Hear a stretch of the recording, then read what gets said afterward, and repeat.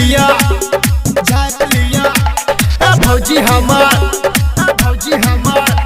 झाँप लिया भौजी हमार झाँप लिया भौजी हमर दैछिए बता बैठल देवर में तन लेतिए पटा पहिले हम भौजी अब दैछिए बता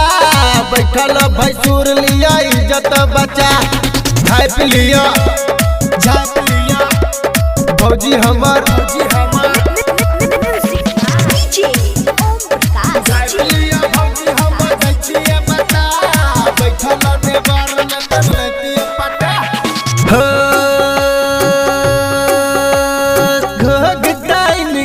चलिए भौजी लागे छी मलकाइनिए नाक तक यहाँ के घुंघटा लागे छी कनियाइनिए आहा चालू होले के देह पूरा डोले एक बेर लिया भौजी हमर घुंघटा उठा झाँप लिया भौजी हमार झाँप लिया भौजी हमार झाँप लिया भौजी हम दैछिए बता बैठल देवर में तन लेतिए पटा पहिले हम भौजी अब दैछिए बता बैठल भैंसुर लिया इज्जत बचा झाँप लिया भौजी हमार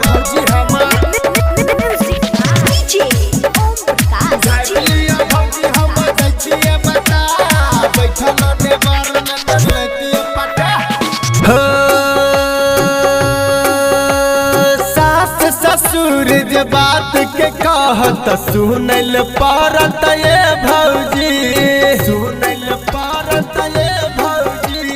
गोविंद रंजन देवर लागत बात के बुझू ये भौजी नहीं होत बरदास भौजी अब हमरा पास भौजी यहाँ के देवार सबसे बहुत झकास झाँप लिया भौजी हमार झाँप लिया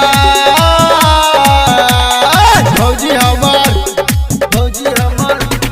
झाँप लिया भौजी हम दैछिए बता बैठल देवर में तन लेतिए पटा पहिले हम भौजी अब दैछिए बता बैठल भैंसुर लिया इज्जत बचा झाँप लिया भौजी हमर झाँप लिया भौजी हम दैछिए बता बैठल देवर में तन लेतिए पटा